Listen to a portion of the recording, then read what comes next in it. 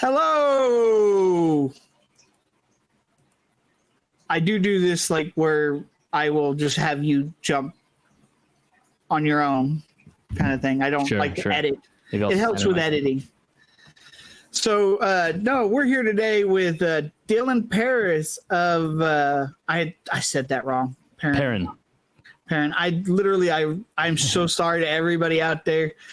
Ask me how things work. Don't ask me what it's called. I need to change the name of the podcast. Ask me how it works. Don't ask me what it's called. That'd be appropriate, wouldn't it? Totally. So Animals at Home, I've been watching you for a long time since that. I actually caught your episode on Ambronia. And it was from a lady that wanted to start that with emerald skinks. Yeah. And so that's where I started. And I got a hold of you, and I have started to consider you a friend. I appreciate you. A lot of respects. When people say you are the OG, that is a very actually accurate thing. And I think that's where I would like to start. Tell us, how did you get into podcasting and stuff like that? Sure. Well, I'm happy to start. First off, am I glitching quite a lot? Because on my side, I seem to be. Yeah, but it may be, but no, my side's not. So it's got to be your side. Okay, well, let me just do a quick speed test. Sorry to interrupt it already, but I just no, you're good. I don't like when it shouldn't be glitching. People don't understand. Like, everybody's doing me the favor when they come on, so I don't get mad at anybody for anything. Yeah, normally I'm on the other side of the equation. Yeah, my internet's pretty good. Fast. Okay, let me It may be, I don't know. It may be my internet. Quickly flip cameras. It might not. It could be mine. I'm gonna move cameras here because this one might. Yeah, because it is a glare to it where you don't usually have that glare, but. Yeah, because you would always see my my video through a different camera. So that was like the actual camera you see on the podcast is a different camera than you see now. But this looks cleaner, I think. This is less glitchy. Okay. Hey, that's something I learned when I talked to the state herpetologist from California. She didn't know that heat will actually like worsen your Wi-Fi signal. Interesting. I didn't know that either. Yeah, like there's just something about it. I had in that apartment where there's shitty air conditioning, because I knew it would create heat, so I kept it around the spot that needs to be hot. And so I kept it on my enclosures for my beardies. And that thing, it would go through and it would just be terrible by the time I got to the actual and that's because heat and electronics. Right. Yeah, that makes sense. So, and then wavelengths and stuff can be affected by the heat too. But it literally, and so I moved it to kind of the corner where it wasn't as warm and boom, didn't have any issues. It's interesting. Cool. Well, the more you know. But anyway, I'll get back to your question. How did I get started doing what I do? Well, I've been keeping reptiles for years. I started keeping like 2007, so it's been a long time. And I started my YouTube channel, I think 2017. And originally the YouTube was just mainly focused on, I was doing like some DIY projects. Actually, originally Animals at Home started as a blog. I was just writing some articles. Most of it was kind of like breaking down some DIY projects and a few care sheets and whatnot. And then eventually I hit a point where I was making these YouTube videos and I didn't necessarily run out of ideas, but I kind of realized a good way to continue making content is just continuously going out and buying more animals and, making videos of new animals and new animals and new animals. And I wasn't really willing to do that. So then that was where the concept of the podcast came in. And I decided, well, if I interview people, I can have kind of consistent content, bringing information to people without me having to run out and buy another animal to learn about it and then talk about it. So that was sort of the inception. And during that time as well, I was really questioning whether or not keeping reptiles was even an ethical thing to do in the first place. So that has been folded in as a sort of the main philosophy of the podcast, sort of investigating that question. I just thought, I remember I was going to bring this up. You can see right there on that, on my shelf, there's some stickers. That's one of the stickers I made for the model. I had an extra one. So when I was testing stuff out, so it's been stuck there for like over a year now. Cool. It's so that's cool. just my logo, right? Yeah, it's you holding up something like a snake, I think. Oh yeah. It's me holding up one of my boas. Yeah. And the other one's Snake Discovery. Yeah. Cool. Yeah. I was just thinking about it. Yeah. That's far back. I go with, I don't know, freaking, but yeah, I've always thought of you. It's very interesting. I've never thought of you as the go-to guy for information, but the guy who knows the guy. Yes. Yeah. And that's why you're the OG of the podcast, bro. And when I look at how comparing people in podcasts and stuff, like the whole MPR network. NPR, yeah. Yeah, most of their stuff is really good if they get 300 views. You get like 1,000, like on a regular basis. And I know views, like this is something most people don't understand. And I showed it with Bill Stewart. Even the people on your network, I don't know how many really understand this. The retention time. Yes. Because you were talking about you have like a 26 to 50% retention over a whole video. Yeah. That's fantastic. People are like, no, that's actually fantastic. Yeah. I know it sounds bad, but yeah, when you realize like a really good video on YouTube is like 40% retention rate. So if you can get anywhere between that 30 and 50, you're golden. Yeah. Yeah. Like I loved it. I was like, dude, that's cool. Yeah. I get about like, 10, 20 views with like at best, like a 13% retention. So I'm lucky if I get like one or two people that stay for the educational stuff where it's more somebody else coming in and talking. Whereas when I talk on my own, I usually get like a 0. Like it's nothing. But they're not wasted. I always pull something out of it, and I meet people, and I've still got friends, and I know that you do. Yeah, well, it's never wasted, and you never know. Like at some point, somebody will find those videos, and it'll be worth it. And it's just practice. And for me, the reason that my retention rates have gone up is just consistency. Like I've been doing the podcast. I was realizing this morning, I've actually been releasing the podcast for 5 years now. So it's been consistently for 5 years. So it's just slowly built up over time, and yeah, that's kind of how I think has been beneficial, is just staying on top of it.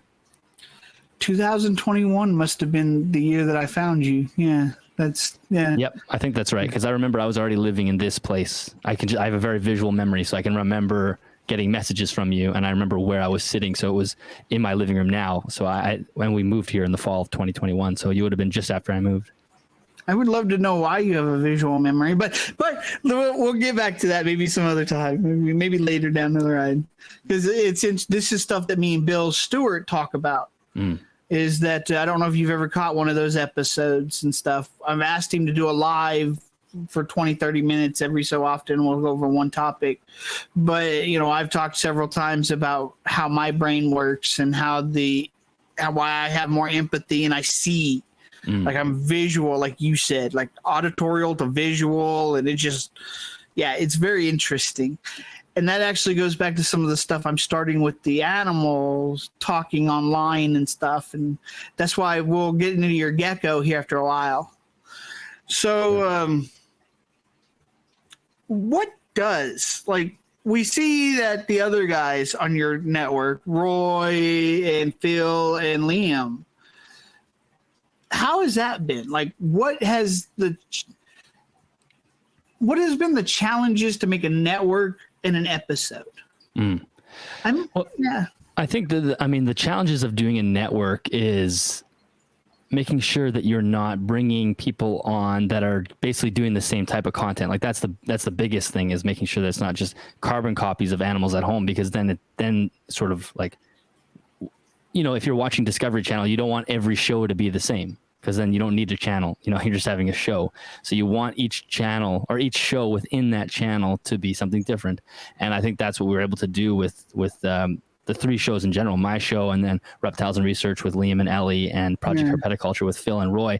Each show has a very different feel. I think a lot of it also has to do with our location. Liam and Ellie are in England. I'm in Canada. Phil and Roy are American. So there's a different sense of just location as well, and just different experiences. And and each show is very different. They don't have there's the umbrella of herpetoculture in general, and I think always pushing the limit of herpetoculture, trying to be better with it, trying to figure out ways to, move it forward. But we all attack it from slightly different ways, and I think that's what makes it great.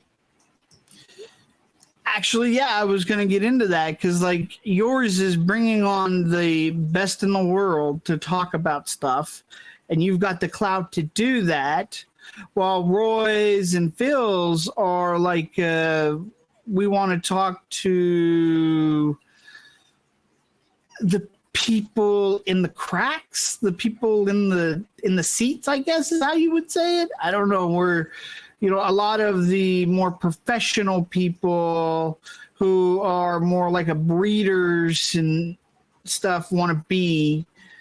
And I hear from them that that's their most enjoyable one when I listen to other podcasts and stuff where they're more educational podcasts. But then when you go to Liam's, it sounds like people don't want his opinion. They want him to go over the stuff from like papers and things like that. And it's, very different. Yeah. Liam likes to go through the sort of the scientific literature, and he's good at that, and that's what his listeners really enjoy, and to go through that. And I think you summarized that well with Project Herpetoculture. They're very good at finding people who are, operating within a niche somewhere, like a very small person who's doing these incredible things, but it's sort of out of the limelight. Like they pull people out who have, not huge followings, but they are brilliant at what they do, which I think is great. That's what you want. You don't necessarily want to just constantly be talking to people who have, quote, big Instagram followings, because that doesn't make you a great reptile keeper. It's just in some ways, it's just a coincidence. And so they're great at finding those people who are doing these amazing things, but you wouldn't necessarily know of unless, you pulled them onto the show. So it's so far it's been working out really well. And I've been enjoying it. I mean, I love listening to the other podcasts as much as I like to record my own. And in some ways, it's more relaxing to listen to a podcast than have to prep for one and all that. So that's the other part. What's your prep like for your stuff? Because like it's massively different for who I bring on, and like it's amazing how many people don't research me before coming on. I don't think I've ever had anybody who didn't already know me come on that had actually researched me. Right. And, Lori Torini, I tried to have her on to do like a little fundraiser thing because I needed to get my Peter Bandits together. And I thought that would be something that was a lot. And she's, no, I need to, before we go through this, I need to map everything. I need to go through everything. I need to make sure, I need to vet you. I need to make sure that we're doing this for an actual fundraiser that I support, which I'm more than happy to rescues. Like, people don't talk about rescues enough. Like, we hear people, well, I breed this python. It's this color and this color and this color, and it's amazing. And it's like, okay, what are you doing for your local rescues? Because you're just pushing stuff into the community that somebody else may have to pay for. Yeah, exactly. And so it's like, so why are you not doing that? That's not okay in my book. That's why I support Dubia.com, because I do have rescues on that talked about them. Right. As actually paying thousands of dollars of bills for rescues. It's like, no, if you can do that, I support you 100%. I back them. You're damn right. And so for you, the research, the just like prepping for episodes. I think that's what you were mentioning, right? Yeah. And it's every episode's a little different. Kind of like you said, it's not every episode's not the same. But I do a lot of research. I never wing an episode. I'll never just go, okay, this is who I'm talking with, and I'll just see where the conversation goes. That's just not how my mind works. So I'm pretty thorough with the talking points and the questions that I want to talk about. I don't necessarily structure out the episode so it's, concrete, written in stone, but I have a really good idea of the things I want to hit.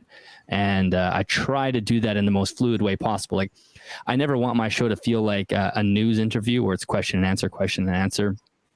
I want it to feel very conversational, but at the same time, I want there to be a real good point to it at the end. So when you get to the end of the conversation, the listener should go, okay, I learned a lot from that, or I can implement these new, skills that I've learned from this episode into my reptile room or whatever it is. So last week I recorded an episode with Dr. Zach Loafman, who's just about to release his new False Water Cobra book, or it is released now. It was just released, and so that episode will come out sometime this week. But anyway, for that one, I read a good section of the book and took lots of notes. And I talked to him a lot recently, and he may come on this podcast like towards November or something. Cool. Yeah, I want to talk to him about crawdads. The crawdad daddy, right? Yeah, that's right. Yeah, that's his specialty. Yeah. So that I love what he does too. Like that's one of those things. Like I always tell people, you have to go for the next thing up when you go to college. Don't go for business. Go for economy. Don't go for biology, basic biology. Go for the next step up from what you want, and that's what his grad students do. It's like, well, as a keeper, you still have to eventually become an administrator. So we're going to teach you to do that as well. Like I can't say enough that that's exactly how we should be doing education. Yeah, absolutely. Yeah. Because I know we have a lot of agreements on education. Mm-hmm. Yeah. Well, and that's what's great about doing the podcast, and you get that too with the interviews that you have, is you get to learn from these people. And I think you summarized it perfectly a little while ago, saying, I'm not the go-to guy, but I'm the guy who knows the go-to guy. And that's exactly right. Like I don't have enough experience in reptiles to be the go-to guy. I mean, I can implement it. I only have the 6 animals. So, it's a pretty limited amount of experience. I've been keeping reptiles for a long time, but I only have had the same amount of reptiles that I've ever had. I don't have this revolving door of different things. So I don't really accumulate like firsthand knowledge. So instead I get to be this curious person that asks the questions and finds the people that do know. And, I think most people do know, but this is not my full-time job. I have a full-time job as a swim coach, and that's what that's my, I wouldn't call it my first passion, because I'm just as passionate about the reptiles, but they're definitely equal. And I've been doing swimming for eons longer than I've kept animals, and that's what I know the best. Coaching athletes and swimming as a sport, that is where all of my expertise sits. So if you're asking me swimming questions, I would be the guy to ask. But if you're asking me animal questions, I know the guy, and I think that I love to be in that position because it allows me to be curious and just find people to talk to. That's the way I feel about like neuroscience and shit like that. That's like I studied on the side because I felt psychology was too easy. So I actually went for physics and chemistry, and it's like, okay. And so, but I still did studies in psychology on top of that. And it was I love psychology to a point. Like, it's like, no. So I feel that it's like, I just don't know if I could do it for a living. Like you're interested in it, but maybe not your career. Yeah. So no, I'm really looking forward to going back to the lab. That's really sad. But so when you set up an episode, like I was talking about with the episodes that do get like people that do stay, usually are those, here's my list of questions, answer the list of questions. And that's usually for the government officials, because I can't necessarily just off the cusp. Yes, you want to have a defined. But the California lady, she was great. We talked. She was really surprised at how much stuff I left in. That's cool. And that's the type of leadership we need in our communities, is people like her who go, no, we need to communicate better. We need to be less judgmental. We need all these different things. Mm-hmm. And that goes back to, you're very, like, I just want people to understand the idea that you just push your opinions.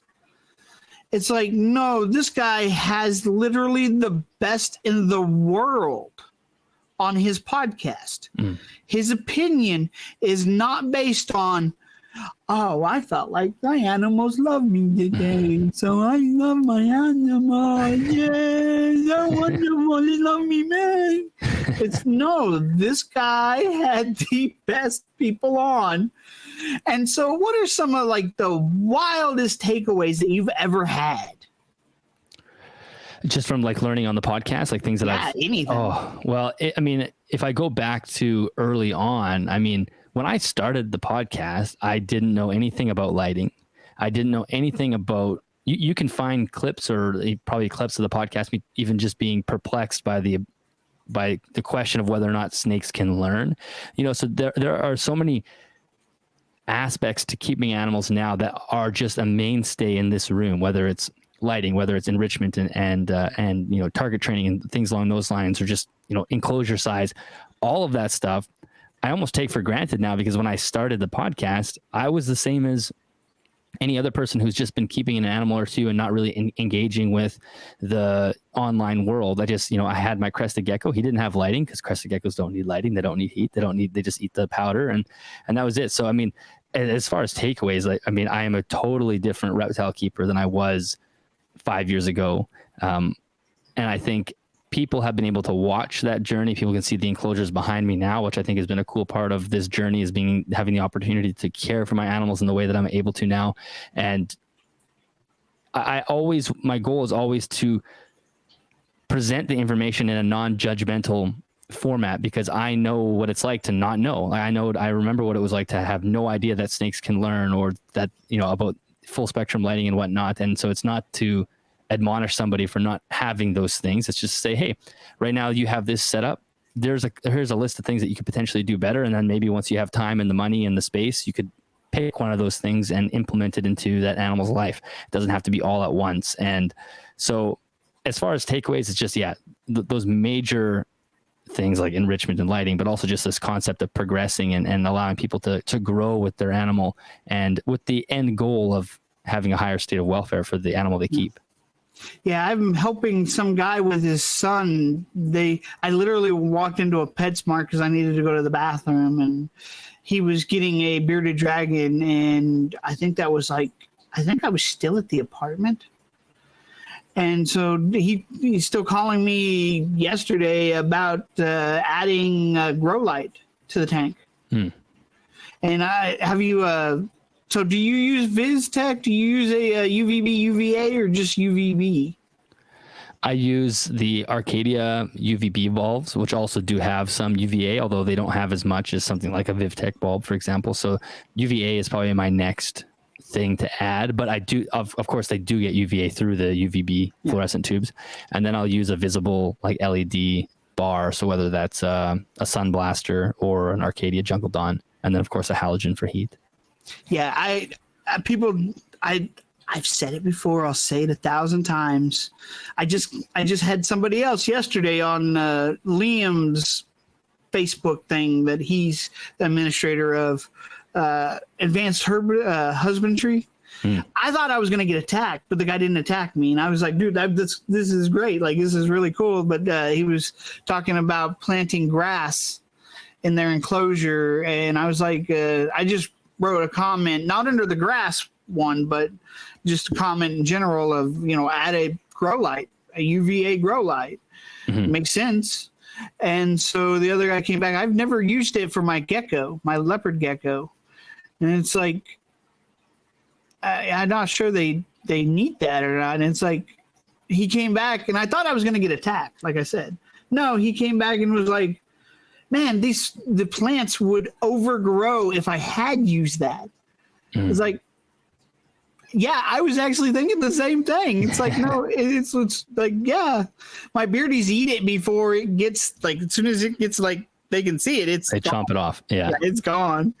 And so, no, it's interesting. And every single animal that I've used it for has actually, because I often separate them, because I'll have a garden in one spot and UVB in another, and they'll bask under both separately. Right.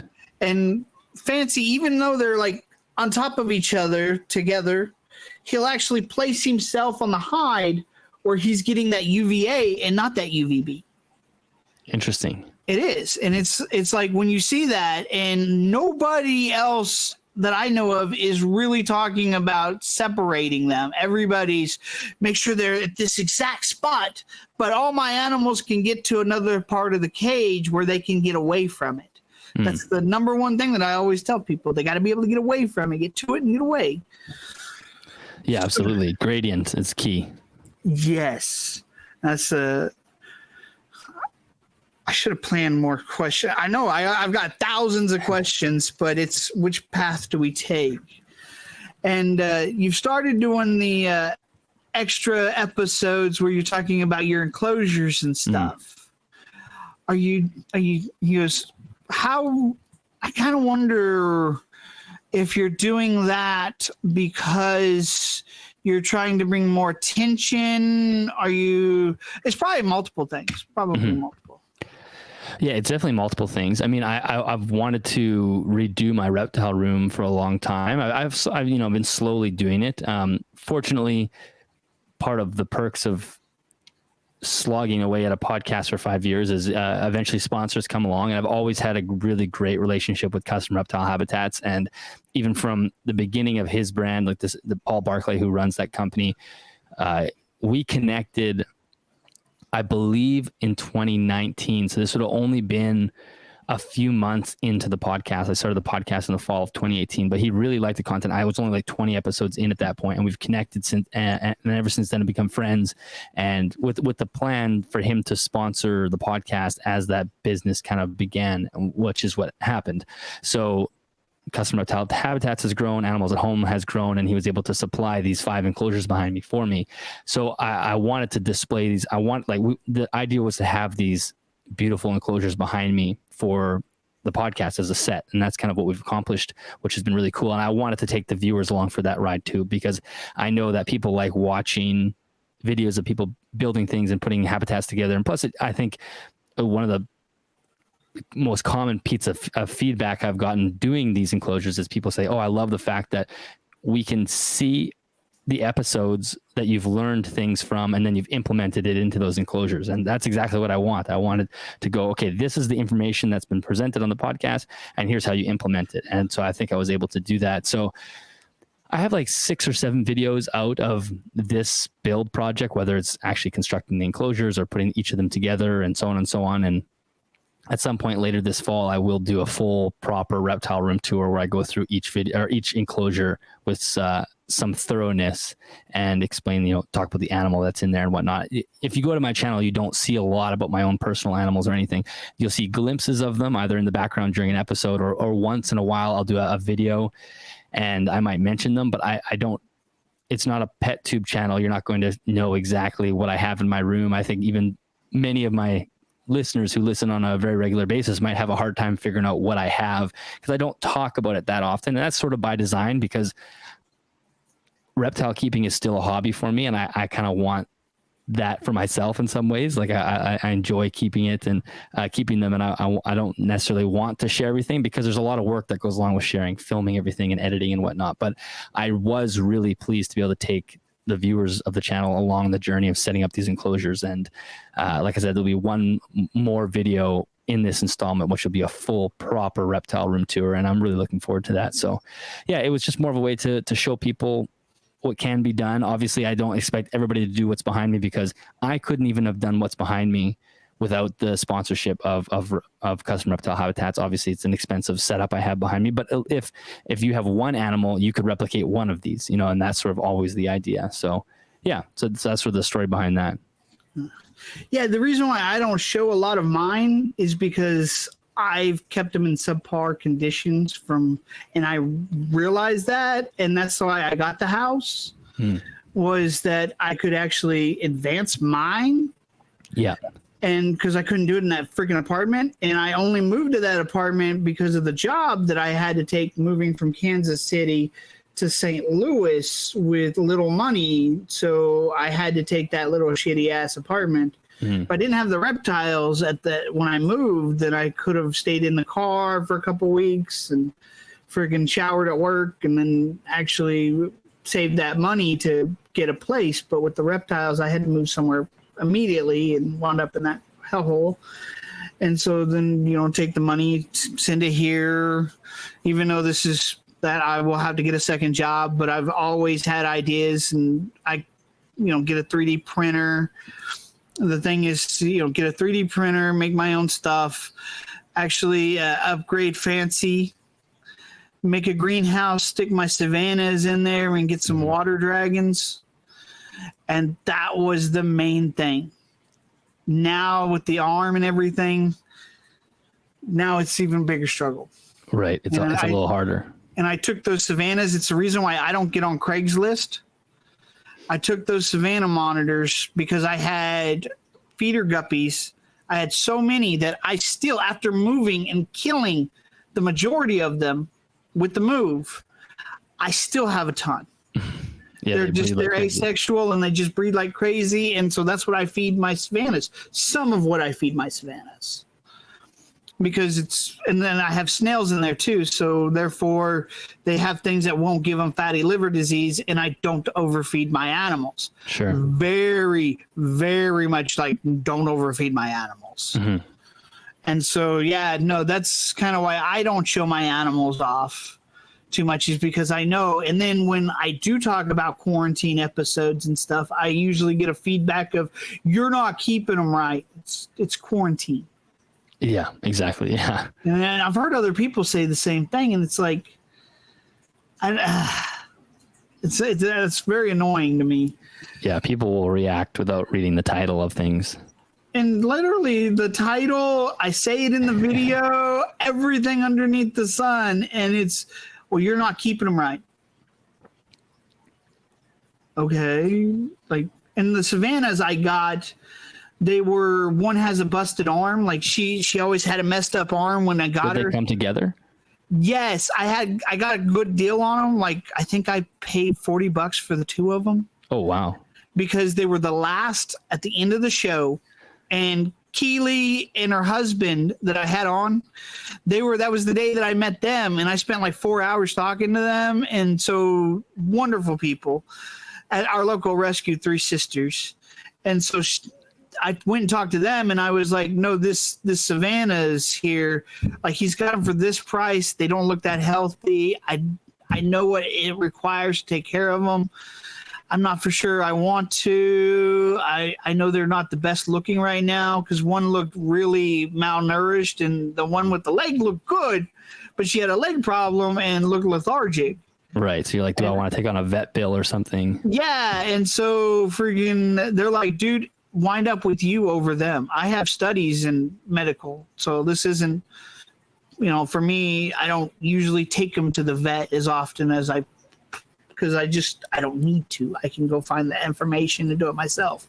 Sure. But I do have medical degrees. Like, I have bachelor's in actual polymer chemistry focused on medical technology, studying how to target cancer cells, Zika, Ebola, things like that.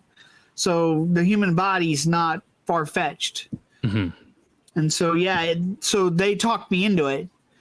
Like, I actually got talked into buying Savannah monitors from a rescue. And it's like, funny. Okay. And they're both fine now. Like, they switch personalities every couple of months. I've named them Love and Hate. And they lived up to it at first, and then they switched, and now they switched back. And then I think Love, with the busted arm, she's a little smarter, so she's watched me with the other animals and kind of decided, I don't think I have to be scared of him. Yeah. Whereas Hate's like, I just want to be left alone. So what's your idea with the greenhouse then? Does that be something you'll implement in the next couple of years? Oh, I was hoping way sooner than that. But it's to take this basement. You have this structure right here. I have a little trap to throw laundry down, and I can't use it because stuff gets stuck in there. So that's fine. So we'll end up making this into a 2-room. It'll literally be 2 rooms, like bedroom size for a house. Cool. Yeah, like it's not small.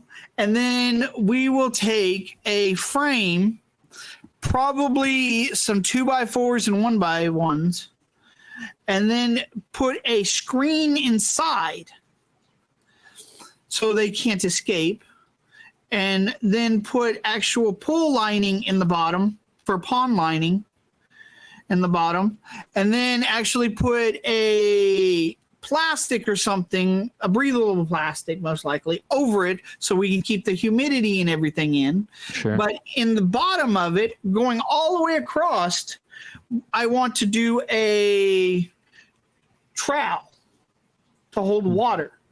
And if you fill that up and make sure that right there itself stays in, that's full. And then run a pump to where it actually runs through pipes, and we actually grow from those pipes. In college, I joined Enactus, They're a group. They're struggling now, but they're the entrepreneur group in college for your like social society. And they wanted to do a hydroponic system for an orphanage in Hades. And so we did. And that's the reason why I was like, no, I have to be a part of this. You're not just giving them something, you're actually teaching the kids something. Yeah. I wanted to go to an aqua system where you actually use fish, and I designed one for them. And they're like, no, we decided we couldn't decide what fish to use, so we're not going to do that. And then when you look at the aqua systems in Chile, the aquaponics, that's the system that they use with tilapia. And it's like this. Yeah. And so, no, they actually got it down there. I couldn't go with them because I had to work, but I helped them out with the math and some of the other stuff and understanding composting, and that we didn't want to go that route because of E. coli. And so this is why I want to run a system like that to where gravity feeds back down. And that gives I didn't realize that hate doesn't really climb. Love does. And she's the one with the busted arm. Right. It was wild. I let them free roam in the room for a while I went and did other things in the house. I think it was, and I can't remember if I had my arm broken or not yet, but I let them free roam in the room. I have a little screen on the bottom of the door, and there's no way they can get out. I had my Houdini, my Peter Banded skink, escaped with the rarest Peter Banded skink I've got broken. They escaped the night that I moved in. Found broken like 3 days later. So I know every single hole in this house. This isn't like, oh, well, I know a little bit. I know like this. No, I know every inch of this place. And so that room that I put them in, there's no way out once I had blocked off that bottom of the door. So I let them free roam in there for a while. She climbed up the side. She must have climbed up the side of my Cuban night anole. I was feeding him right before this, and he jumped at me. Not because he was scared, but he knew I was bringing him food, right? And he wanted to get it immediately. Because usually he just puffs up and waits for me to set it down. But he was so excited that he actually jumped at my hand and bit me, and then wouldn't eat because he was so scared because I was scared. Because it just shocked me so much. I was like, jump back. I'm like, no, you're okay, buddy. You're okay. Here's a worm on a plate. My fault. Yeah. Yeah, it's like, here's a worm on a plate, buddy. Here you go. Yeah. But she had climbed up, gotten over this little gap. And like I said, this is the one with the weird arm. And climbed up my smaller one that I have my flying geckos quarantined in the kitchen with. And so she actually climbed that and kind of looked out the window. I was like, cool. That's actually really cool to understand. Hate's in the corner, just like, I don't know what the hell's going on. And so she had fun, I'm sure. It's a very intelligent girl, but also with the water dragons. So you end up putting netting down and a netting over the top so they can get up high. They can get into that trough with the water and poop in there. And so now you've got the stuff to actually spread.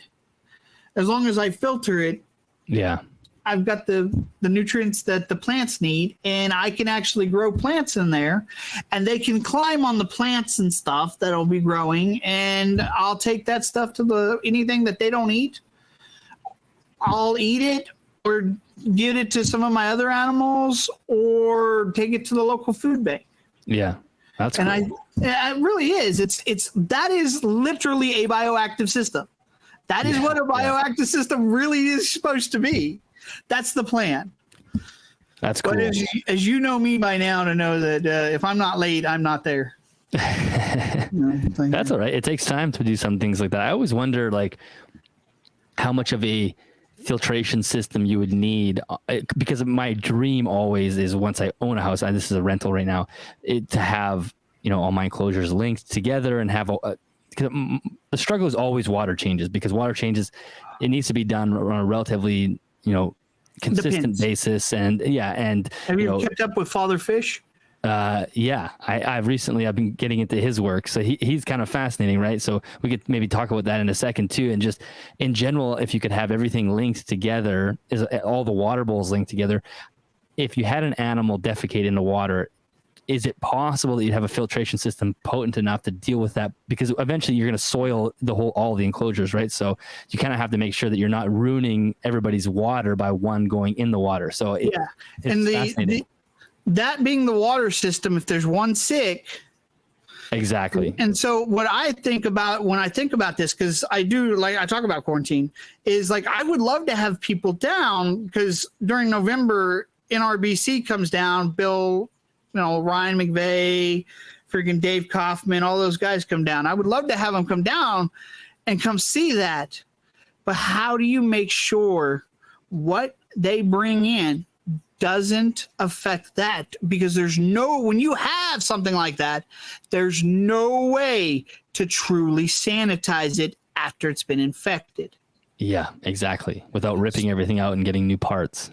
Yeah. So you have to go, okay, so if I got some throwaway lab coats, if I actually got booties, if I actually had a tray to sanitize Crocs that I would have, so they would have to wear those Crocs to going in, have the booties on, be able to sanitize themselves before going in.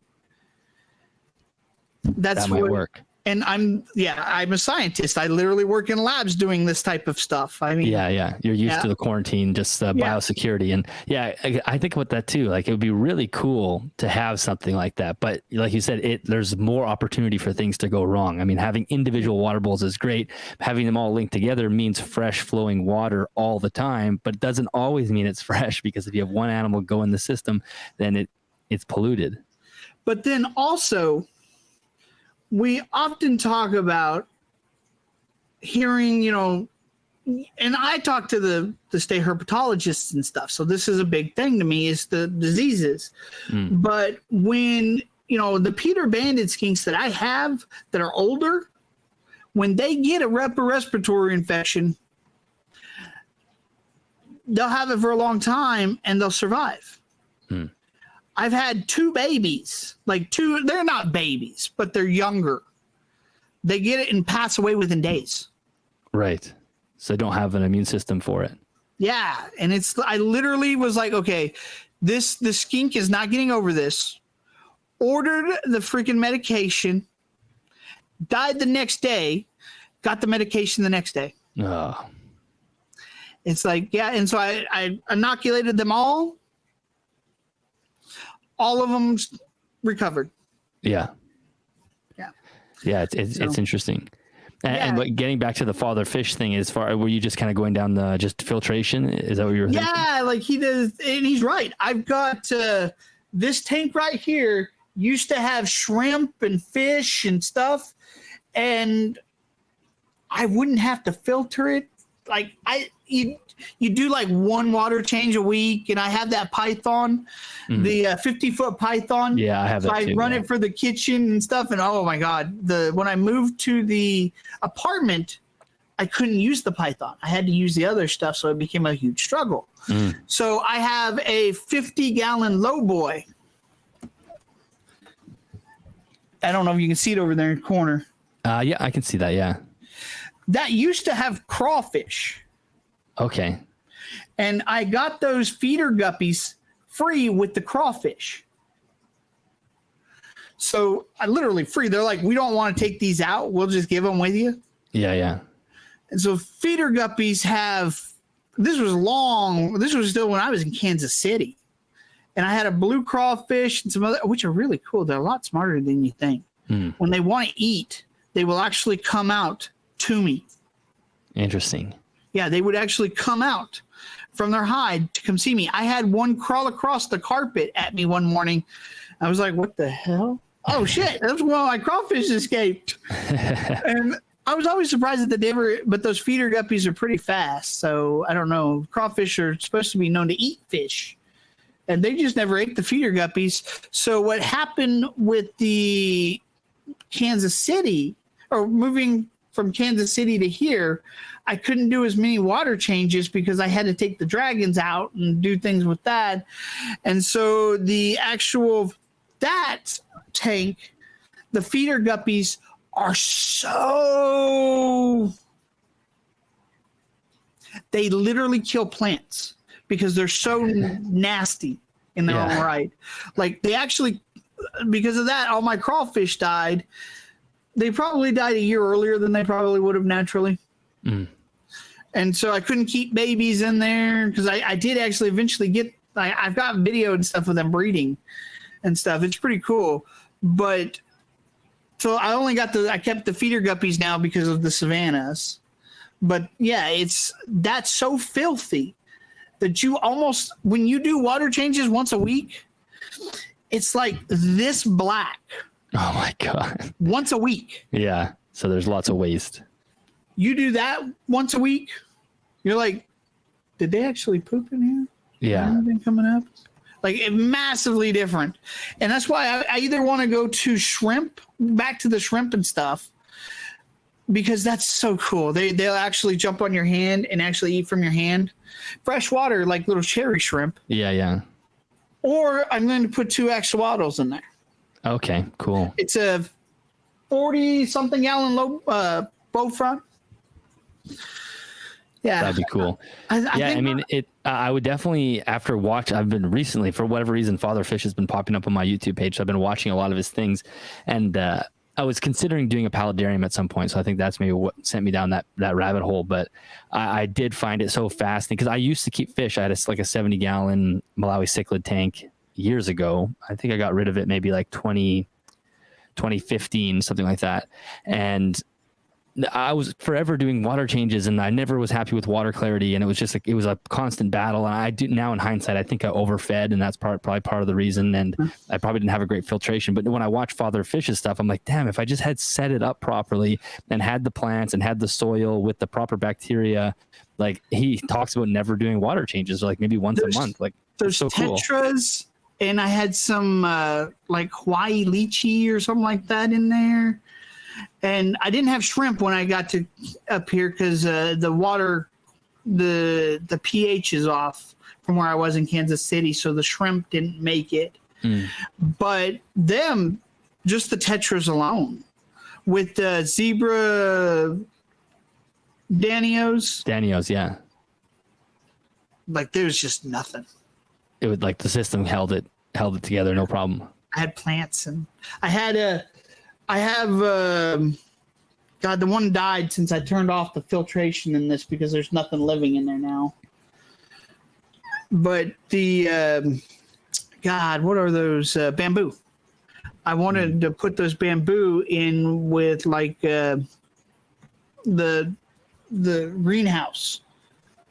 And maybe those bamboos have been what really helped, but they don't help with the feeder guppies. Nothing can help with those. Really, you can't. It's pretty wild. No, going on to you. What snakes do you have? So I have two boas. I have basically a hybrid between a Sonoran desert boa and a Colombian boa. So he's like a smaller, almost like I sometimes refer to him as like a Central American boa, because Central American boas tend to be smaller. He's not technically a Central American boa, but he kind of is, because he's got this Mexican influence, which he's about 5 feet long at full length. So that's pretty cool. And then I have a Colombian boa, just a sort of common boa imperator. And then I have a Brazilian rainbow boa and a jungle carpet python and a recent addition, a Japanese rat snake, which is a Laphe chlamycophora, which I've had for about a year now, but I'm still working with him. He kind of goes on and off food, so I'm still learning about that species, but he's been pretty cool as well. Is there really a lot of difference in the way that pythons and boas move? Like, is there really a lot of difference in because when I was going over the brains scans, the Mandela of both their nervous systems are actually different. The rest of the brain looks almost identical, but those Mandelas seem to be a little different. So I am wondering if there's a difference in the the movement of those two. Trying to think if I notice a difference in movement. And it may be something that's super subtle. Yeah. I mean, they definitely are different. I mean, there is a difference. The boas, as far as movement, I don't know if I've noticed a huge difference in movement. Although, like the pythons, is he? He's tucked away right now. But the carpet python does the classic like green tree python kind of coil on a branch, where the boas aren't going to necessarily do that. But behavior wise, they're similar in the fact that the boas and pythons seem to be very methodical. They're slower moving. They're exploratory. A lot of slow tongue flicks. Both are not very visual in my experience. They're not reactive to things moving past their face unless you've just fed them. Then like watch out, especially for the boas. But the boas have an incredible feeding response. I mean, they are just like boom. They hammer their food, and I actually have I don't get any enjoyment out of feeding them because of how powerful and relatively aggressive it is. Maybe that's it, because it's the base of the head, where the boa is more like a bearded dragon, where it's more straight coming out of the actual midbrain.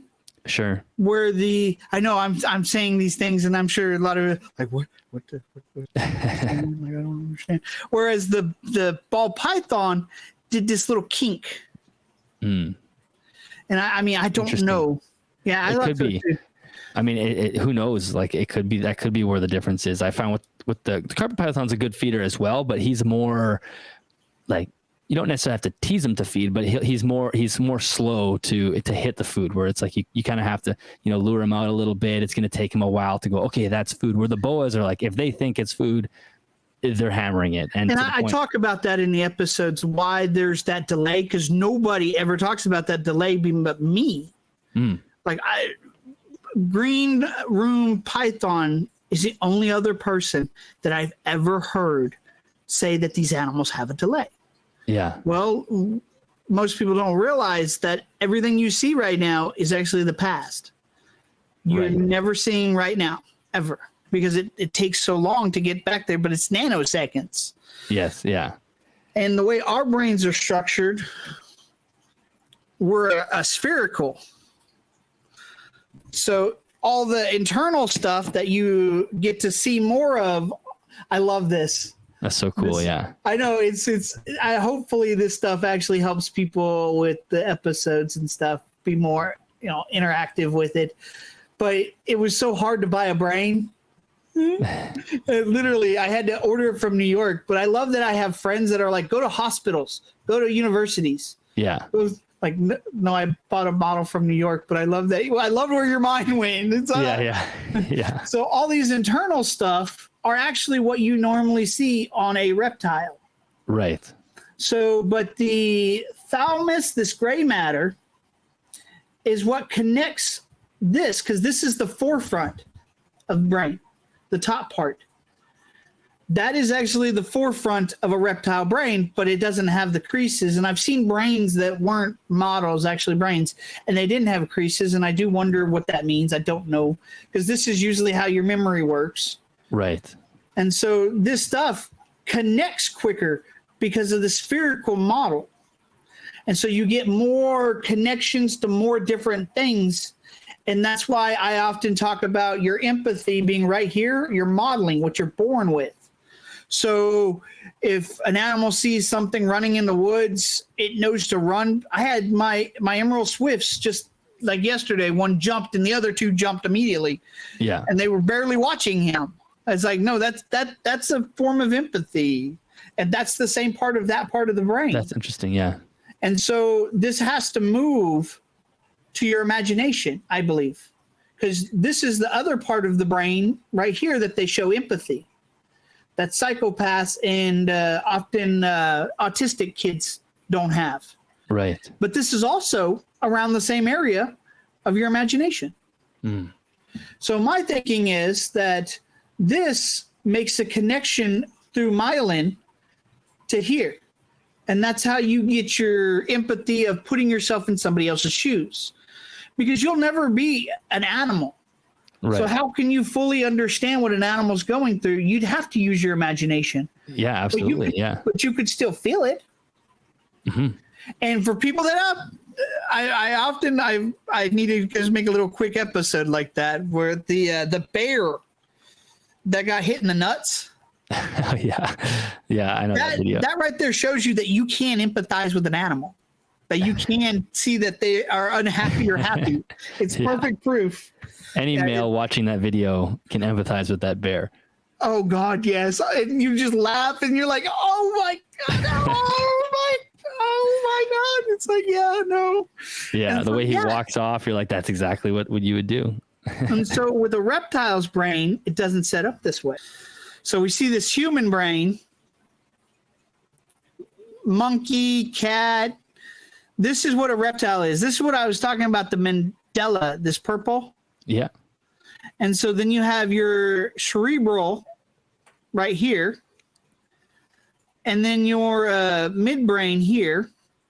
This midbrain that they say here is like this bottom stuff here is actually that gray matter. So there's actually no connection between these two. Your forebrain, where ours actually has a massive connection due to the spherical nature of it. Yeah. This does not. So I believe what happens is this oral stuff, like this goes through all your sensors, go through here instead of here. Where this optic tactum is where most of that information is developed. Where you have your optic and everything gets going, okay, so this is what it means. But your memories and your imagination are here, and I do believe it's left brain memory and right brain imagination for animals as well. I mean, it makes sense since we're so similar. Yeah. But then because they need more quicker getaways, having all that sensory come through and be able to get straight to the mandala probably is why they still have this brain. Right. Because if you wanted to increase their empathy and stuff, this right down here will have to grow between here and actually connect these two. And when we're talking about Lori Tarini, this spot is where she's going to increase that deal, these two spots with her training.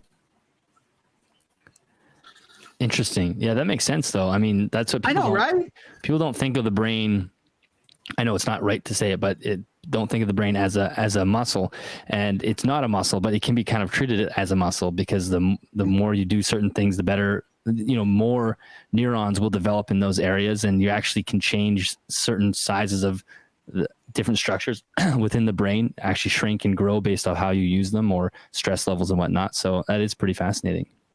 Yeah, and when you look at the python in the boa, rainbow boa, the ball python and the rainbow boa, compared to the bearded dragon's forefront kind of slopes, and then it kind of slopes down and then goes, whereas theirs kind of goes and then slopes, and then that's where there's difference between the two. Right. And so they kind of just go straighter.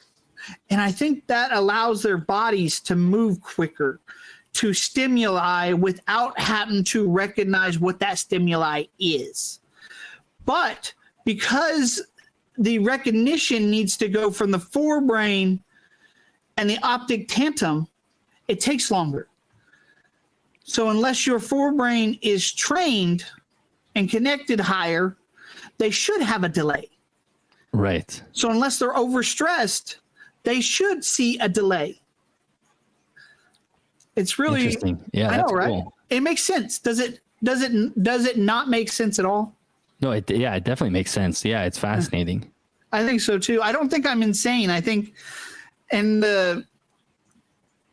okay, do we want to go to the gecko or do I want to ask this one? Because I would love to know why. I don't think people hate me. why do people are so indifferent to my podcast? What am I doing so wrong? Because I don't think I'm, and like I understand the topics and stuff to where I know what topics people want more of that they're not getting, and I bring that to the table. But that's also maybe a thing that I'm not doing. Plus, I've known for years that I am not the most charismatic. I filmed that episode last night, and I said imagination. Yes. I remember saying imagination. But you think you were saying memory, right? I said memory. Yeah. I don't understand why I said memory when I know I said imagination. But there's proof that I said memory. This goes back to this is why probably people don't think of me as intelligent, as a scientist, as somebody you would want to trust. That's another thing that you could think of. When I took organic chemistry, I got the organic chemistry the first time I took it, but it took me 3 or 4 times to take it because, like, if there was a list, I got it backwards. Right. And like I would, like, he had multiple choice. So where you have pre-meds and pre-vets in the same class as me, they were still only getting like D's on average because of how hard his tests were. Because you would get the same, like, it would almost be 2 of the same structure with one little difference. And I would always get the wrong one of that. But they looked almost identical. Right. But always get the wrong one. And it's like the odds of me always getting the wrong one is the same odds of me getting the right one every time. Like, it's literally like I should have gotten points just for that, and I would have passed the first time. But since that's a 0 automatically, even though it's next to identical to the right answer. So that's why I had to take that. So I don't know what it is with my brain, why it functions that way, but I think that's the reason why people think that I'm not intelligent enough to listen to. But well, I mean, I don't know. I mean, it's so hard to say. People think, who knows what people think? That's the other thing, is you actually don't know what people think. Yeah, too, and the algorithm. Everybody thinks it's an actual algorithm. No, it's people. It's people that drive the algorithm. Exactly. Yeah. Like there is and it's, I mean, I go through the same stuff. I mean, August was a terrible month for the podcast for me for whatever reason. Like my views just dipped tons, like we're talking about like hundreds of thousands of less views than I would normally get in a month. And I don't know what it is. And I spent a lot of time thinking, like, is there something different that I should do? Or, you know, there's a million different things, but at the end of the day, YouTube is kind of a bit of a beast, you know, but and sometimes you can't tame it. Yeah. Liam's post, I answered it. His question on why his beardy vet did so well, because he didn't think most people wanted to listen to podcasts that 4 long. hours. Yeah. Yeah. And it's like, well, I don't think he's understanding it. I think there's a trust factor there. I do. So where, like, I like Bill Strand. I think he's amazing in everything he does. And he was one of the most profound people I've had on here. Mm-hmm. I've had people tell me that was one of the most boring episodes. It's really interesting. And Bill's one of the most, and he is, like, he built it.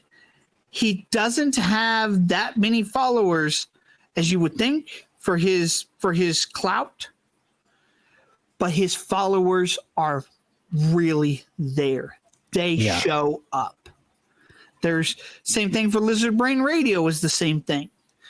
For you, like I said before, I think that's the way people see you, is you're not the guy they would go to, but this is the podcast that you have the best on. So they trust you to bring on the best. And this is why I have been more than okay with not coming on your show. Like, I kind of see it like, we've been friends for so long. Like, no. Because seems like there's so little trust for me. Yet, because people just, for some reason, can't stick with it long enough. And I get that. That's always why I wanted a co-host. And that's why I think what Roy did was fantastic. because Phil fills that gap perfectly. Yes, yeah, they work well together. It does. And I like Phil. I think Roy's more educated than Phil.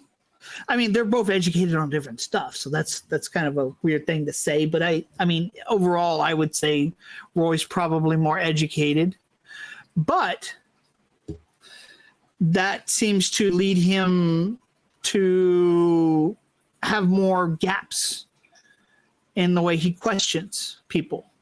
Where Phil's just boom, boom, boom, boom, boom, Yeah. and it adds that layers to his deal.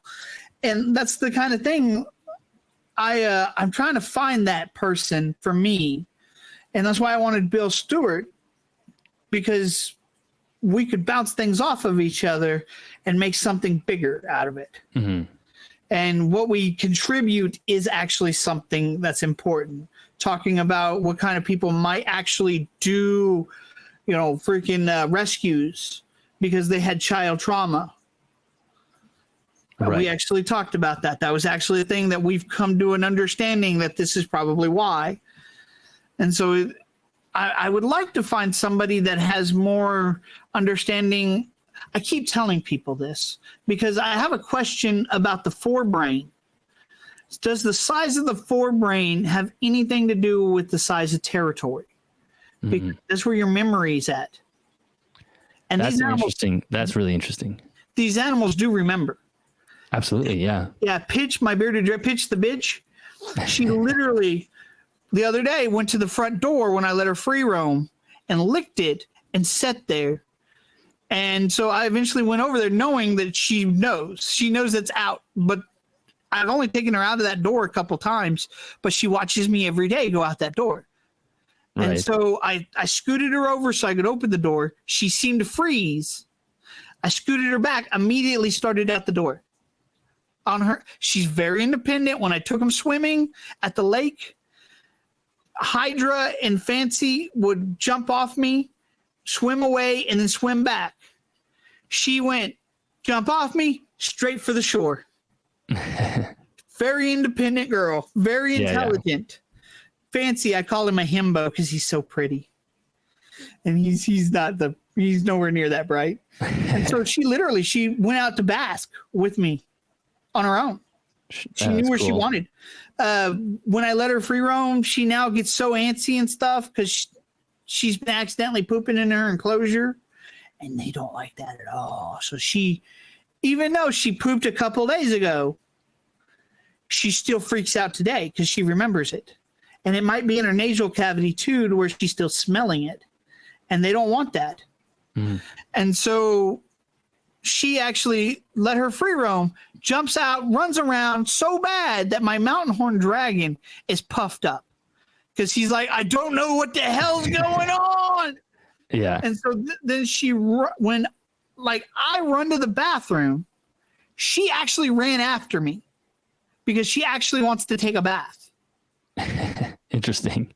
It was because she wants to get the poo off of her and kind of get the gas out at least. Yeah. And it was very intelligent like that. It's like, so these things do memorize their territory.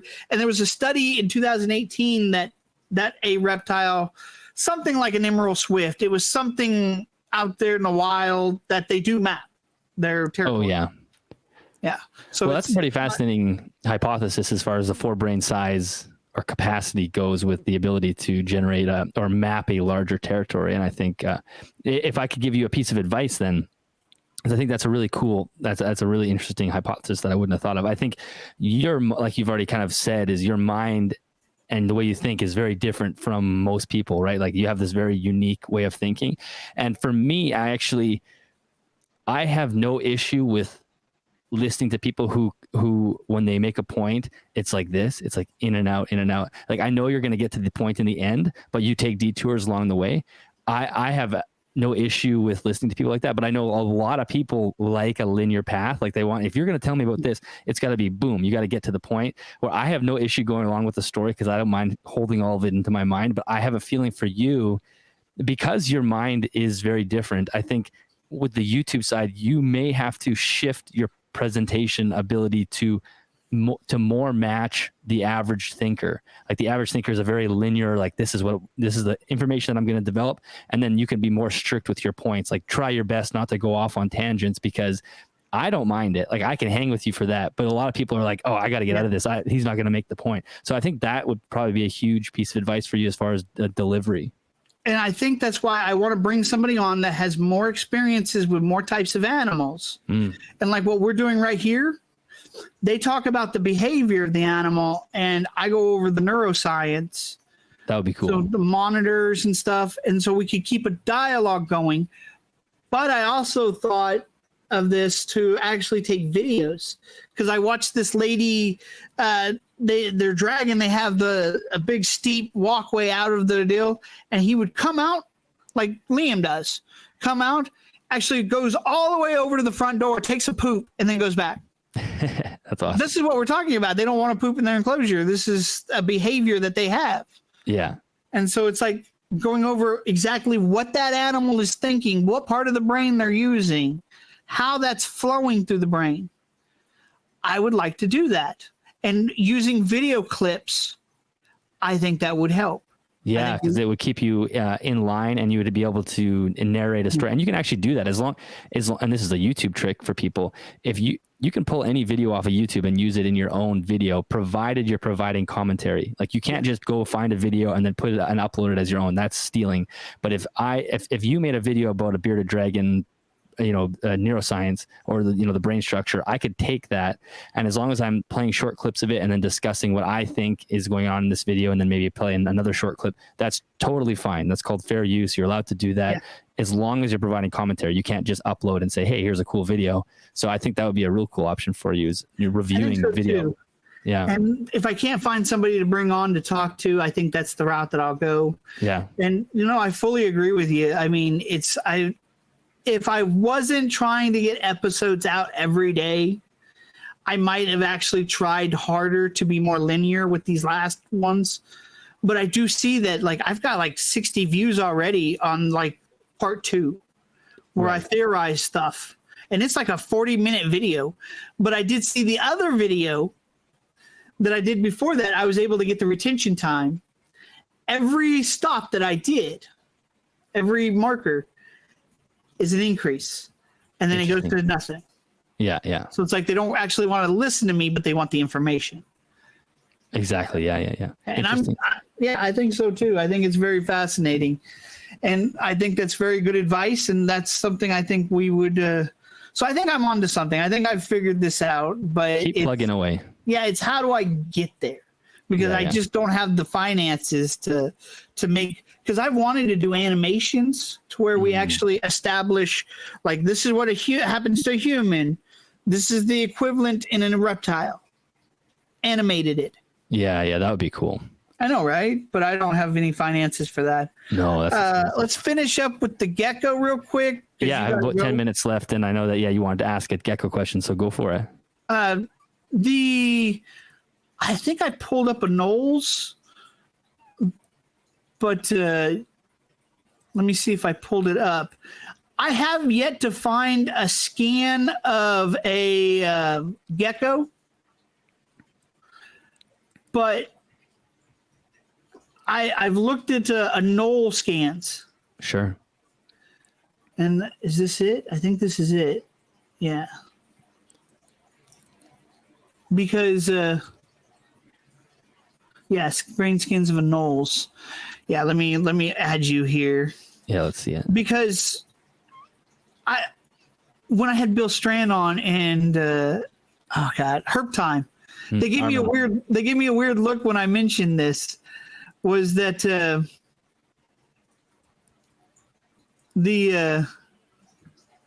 I have to skip back over so I can see. So I mentioned that, the way a bearded dragon sees and the way a python sees are quite different, because the python flicks its tongue. I actually had trouble finding optic nerve scans for snakes. Interesting. But there's some for bearded dragon, so I thought that was weird. Should be the same spot, and they're not actually in the eye, which makes sense because their eye needs to move more. Right. So okay, that's makes sense. So an anole doesn't lick things. Neither does a gecko lick things. Like it licks its eyes. So I don't think it licks a lot of things, does it, to test it? No, although I have seen when I put my crested gecko into a new environment, he will lick the air for like 15 minutes as he's investigating. So I'm sure that's, a smell and sort of taste thing. And then and then he never does it. The only time I see him is either lick his eyes or lick his food. Bearded dragon like.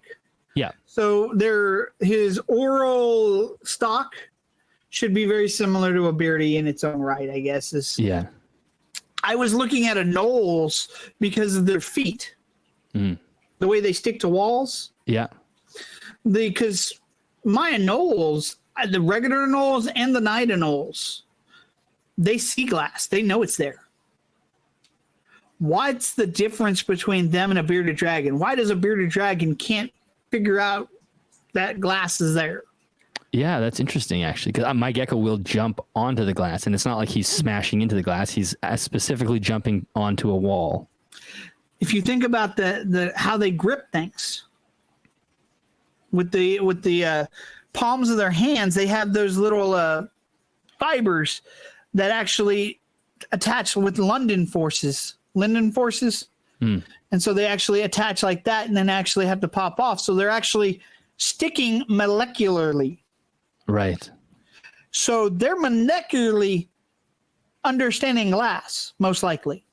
That information is probably, and this is my hypothesis, is actually being censored in the optic tentum. And so it's going through the nervous system to that. If we look, this is an anole. Since I don't have a gecko right here, you can see on the right side. Yeah. It's the same. This is you have so going from right to left, this is your mandella. Right, should be right next to the mandella between the big piece, should be their cerebellum. But it looks really small. And see, this looks more like a ball python that kink up. Yeah, yeah. And then you have the optic tentum there, the big little marshmallow looking thing. Yeah. Icicle. And then the forebrain in the front. So they're probably getting that information from the mandella to the optic. But here's the catch. Because it's a linear, that information is probably being separated to the forebrain and the optic tentum at the same time. So it's actually experiencing memory of whatever it is and trying to understand it at the exact same time in separate parts of the brain that are not connected directly.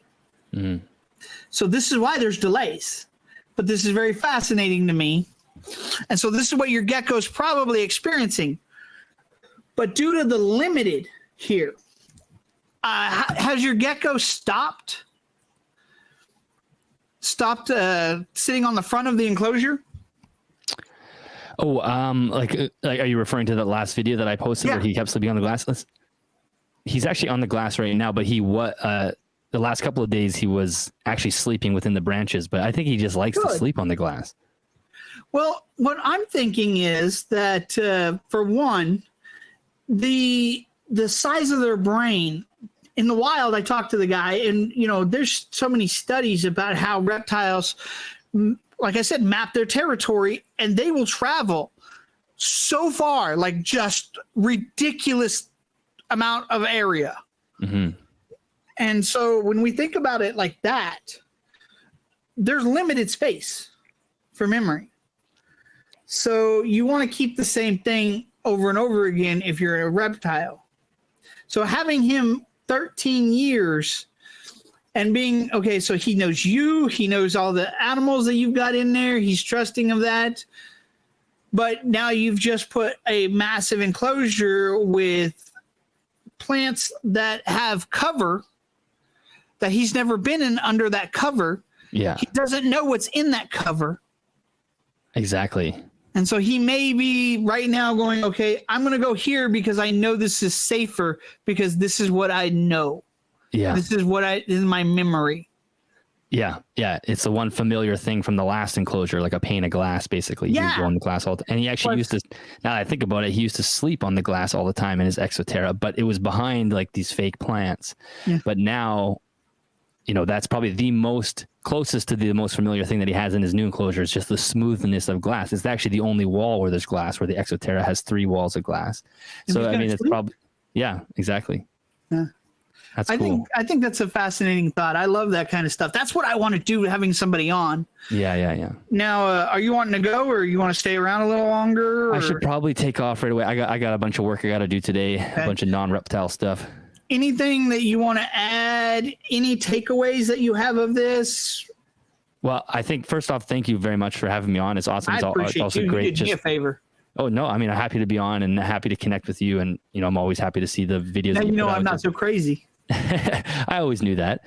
And I think my takeaway too is, although I already suspected this, is that you're very good at connecting broad topics together. And I think that's what makes someone like yourself unique, is that you actually can look at a bigger picture in a way that most people don't draw lines to, like even talking about this glass thing, like that's something I had never even thought about. So I think that was really cool. And I love to see that you're continuing to put out content. So my advice to you is continue to do that. Keep honing it. Keep reducing making sure that the presentation skill gets tighter and tighter and tighter. And you've only been making videos for what is maybe 18 months now. So you're pretty new into this, or even less maybe. I don't feel it, but yeah. So keep doing it. And I was happy to be on. So thank you very much for bringing me on. Hey, OG, I can't thank you enough, man. Freaking, my pleasure. Yeah, I'm trying to think of anything. Last thoughts. I did have something. I think I've forgotten it. I mean, it's just something with the. Oh God. It'll come back at midnight. Yeah, it's something with the senses thing, but yeah, no, I can't remember right at the moment. But yeah, I'd love to have you on some other time. Sure. when this stuff, animals at home. I don't know what else to say. You're the OG. I see that, like Trap Talk and things like that are a little more political. They get maybe more views, but then I'm like, really? But it's not the same. It's interesting to try to compare. Yeah. Well, thank you for watching the show as well, and always supporting that too. So that's awesome.